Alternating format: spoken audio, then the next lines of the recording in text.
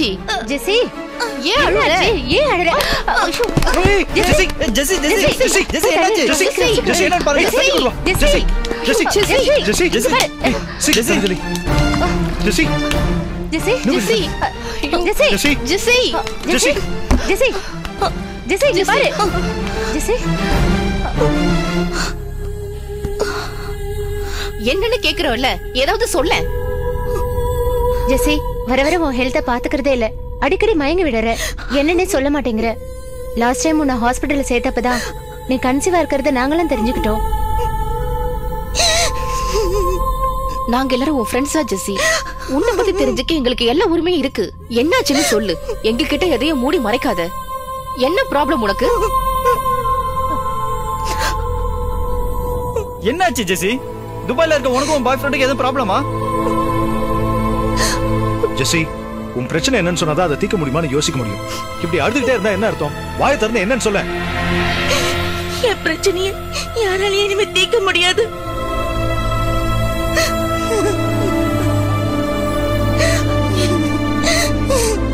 ரிஷியை நான் ரொம்ப நம்பினேன். அவனுக்காக நான் எல்லாத்தையுமே இழந்தேன்.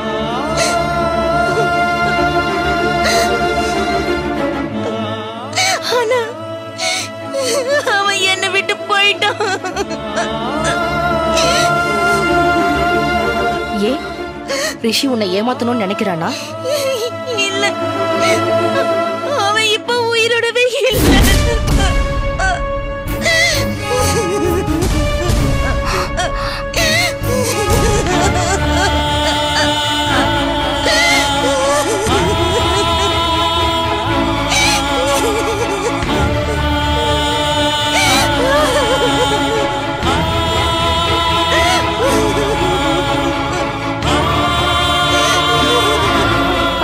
ஜெசி அழகு ஜெசி, நாங்களா இருக்கோம்ல.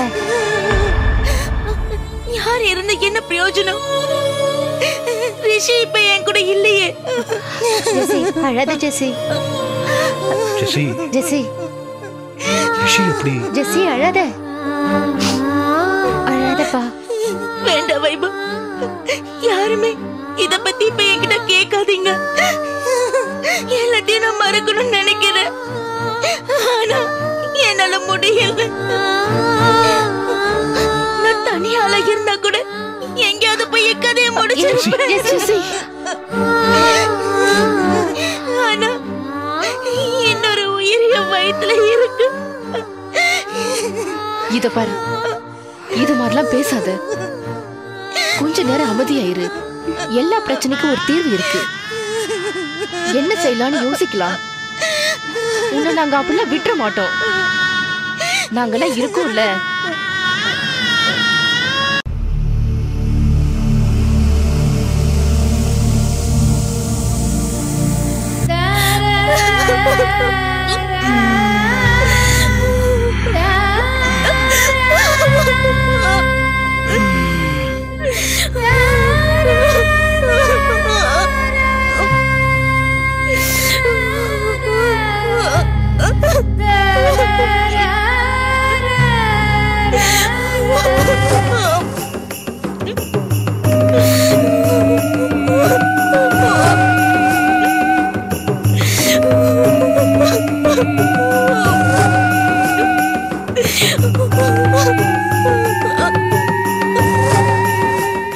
ஹே நந்தினி, என்னாச்சு? எதுக்கு இங்க வந்து உட்காந்து அழுதுட்டு இருக்க?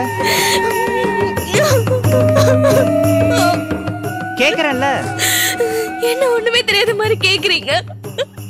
சாப்பிட வரதுக்கு முன்னாடி வெளியில ஏதாவது தண்ணி அடிச்சிட்டு வந்தீங்களா? எனக்கு அந்த மாதிரி தப்பான பழக்கம் இல்லவே இல்ல. அப்புறம் ஏங்க என்கிட்ட மட்டும் தப்பா நடந்துக்கிட்டீங்க? நான் உன்கிட்ட என்ன தப்பா நடந்துக்கிட்டேன்?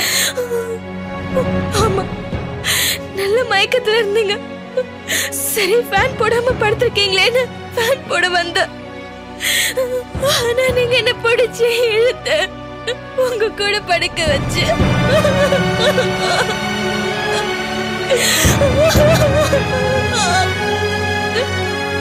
ஹே, என்ன விளையாடுறியா?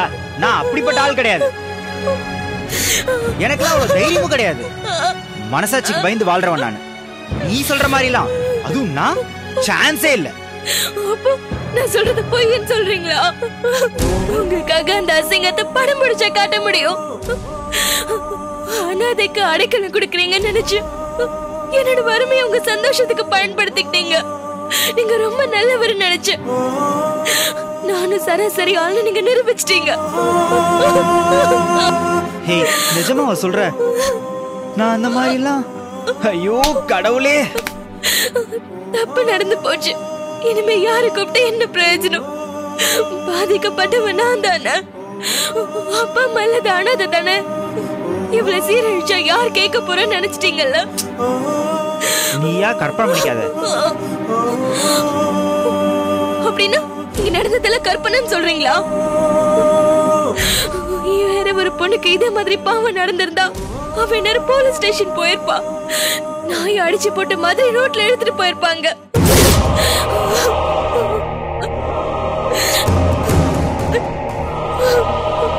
பயப்படாதீங்க, நான் உங்களுக்கு அப்படியெல்லாம் செய்ய மாட்டேன். உங்க வீட்டு ஒப்ப ஒருவேளை தின்னிருக்கேன்.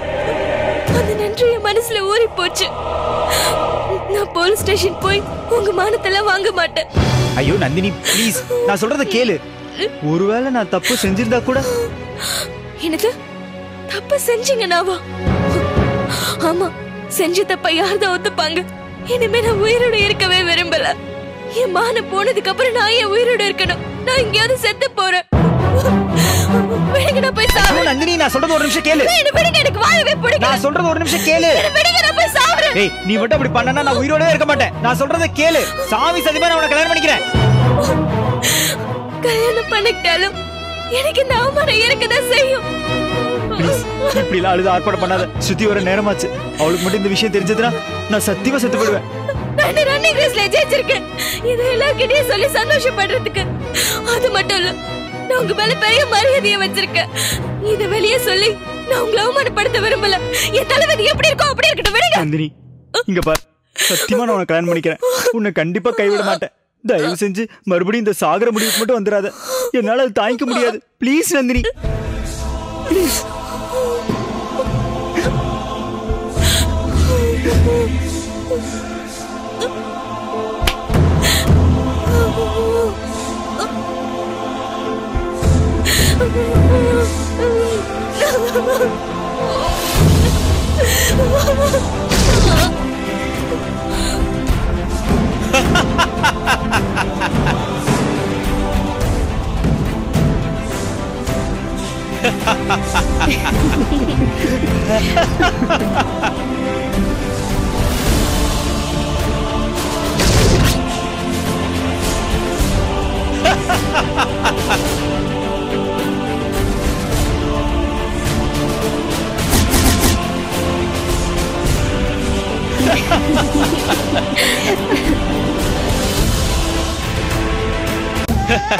பரதேசி பய.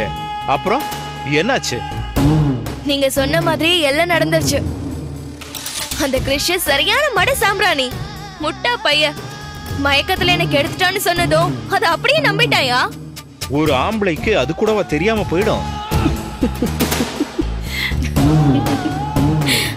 ஆமா இல்ல, அந்த பரதேசி தான் எப்பவும் மயக்கத்துல இருக்கானே. அதான் நீ பழி போட்டதும் ஒருவேளை நம்ம பண்ணாலும் பண்ணி இருப்போன்னு நம்பிட்டான் போல இருக்கு. நீங்க சொல்றது உண்மைதான்.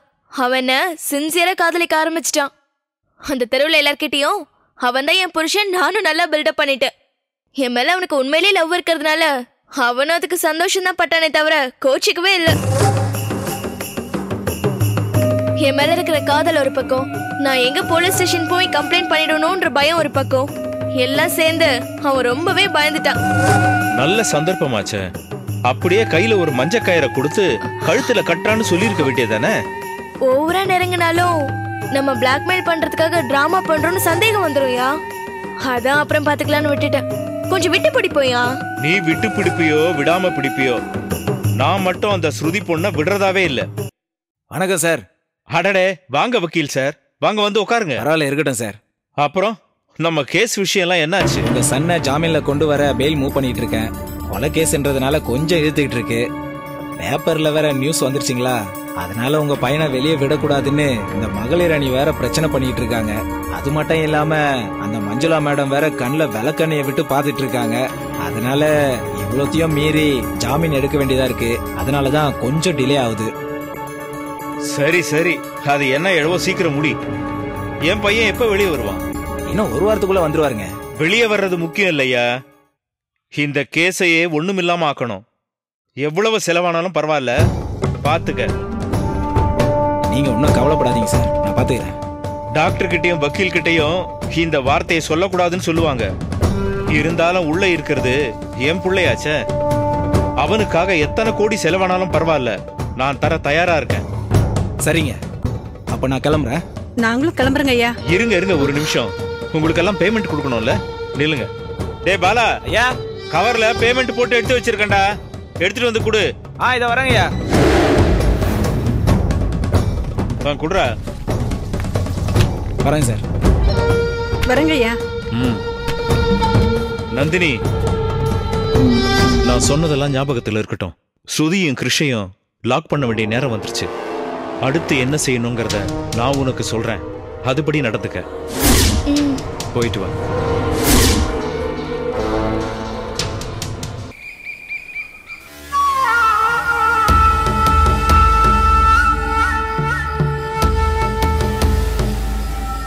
ஐயோ, இன்னும் கொஞ்ச நேரத்துல சுத்தி வந்துருவாளே. நந்தினி கிட்ட நம்ம நடந்துகிட்டது தெரிஞ்சா நம்ம மூஞ்சில காரி துப்புவாளே. நான் ஏன் இப்படி ஆன? என்ன நினைச்சா எனக்கே அருவருப்பா இருக்கு.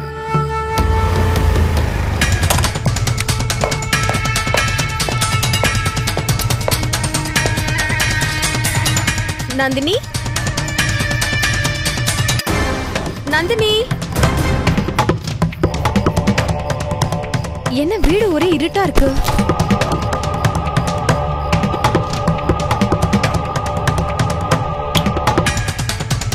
நந்தினி, நந்தினி,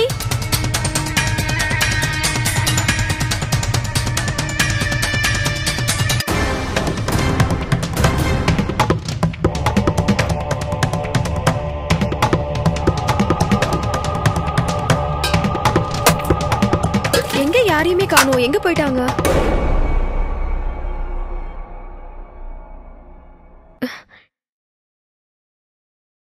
ஹே கிரிஷ், என்ன இங்க வந்து உட்கார்ந்திருக்க? ஸ்ருதி சும்மாதான், ஒண்ணு இல்ல.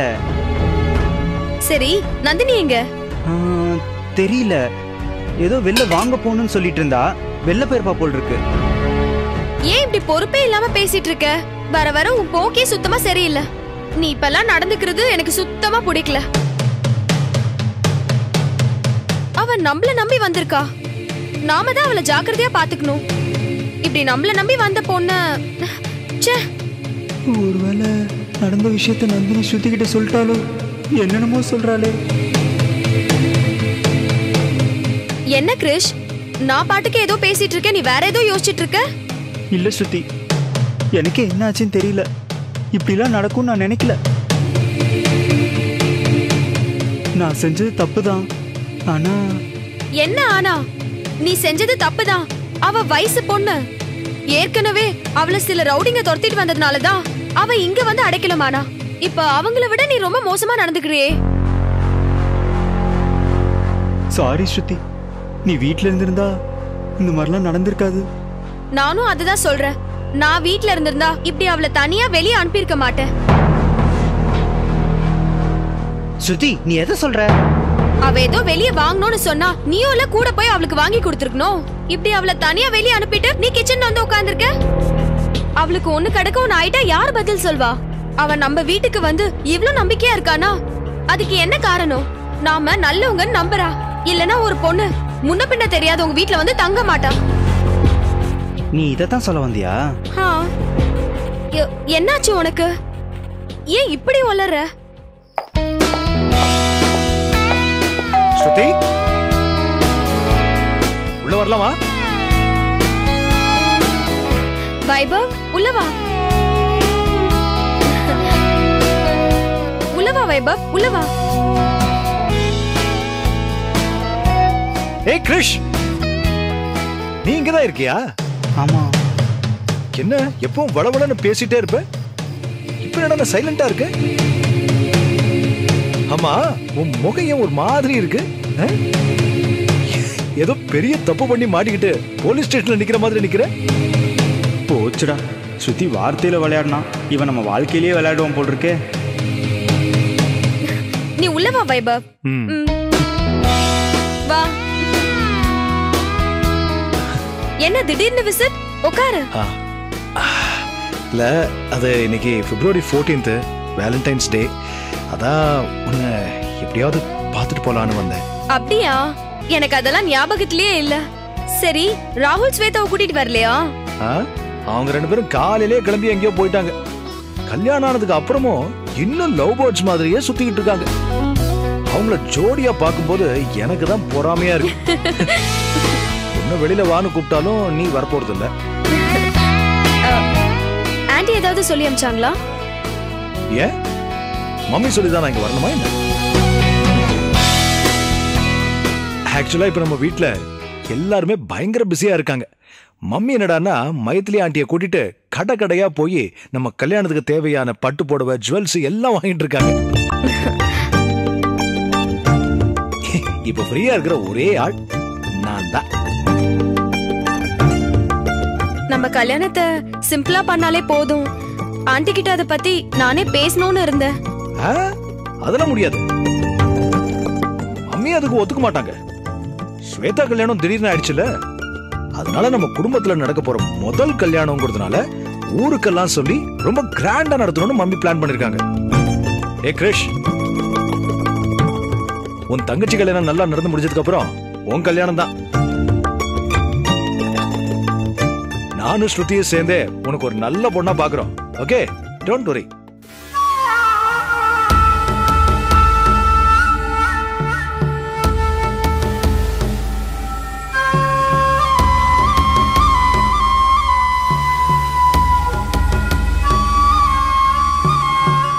என்னாச்சு கிரிஷ்? நல்ல விஷயம் சொன்னாலும் இப்படி விளக்கண குடிச்ச மாதிரியே இருக்கு. இது சரியில்லை, ஏதோ டிஸ்டர்பாவே இருக்கு. இல்ல, ஒண்ணும் இல்ல.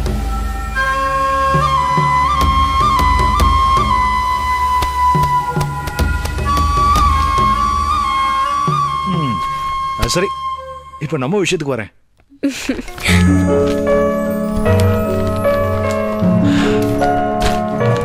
இந்தா ஸ்ருதி, வேலண்டைன்ஸ் டேக்கு என்னோட கிஃப்ட். இதெல்லாம் எதுக்கு வைபவ்? பரவாயில்ல, இருக்கட்டும். உள்ள என்ன இருக்குன்னு பாரு. நீயே என்ன இருக்குன்னு சொல்லு. பாயிண்ட் வந்ததே நானே சொன்னா நல்லா இருக்குமா? இந்தா புடி.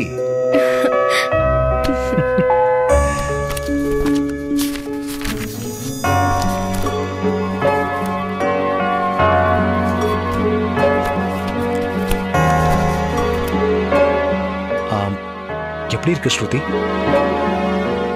நல்லாதான் இருக்கு. ஆனா இவ்ளோ காஸ்ட்லியா வாங்கியிருக்க வேண்டியது இல்ல. ஒரு காஸ்ட்லியே இல்ல. இது எப்பவுமே உன் கழுத்திலே இருக்கணும். அப்பதான் உனக்கு என் ஞாபகம் இருக்கும். இது இல்லனாலும் நீ என் ஞாபகத்துல இருப்ப. சரி, நான் வேணா இதை மாட்டி விட்டுமா? பெர்மிஷன் இன்னும் நான் தரலையே. இன்னைக்கு ஒரு நாள் பெர்மிஷன் கிராண்டட் தானே, அப்படிதானே? Thank you. அக்செப்ட் பண்ணுங்க. குடு குடு குடு.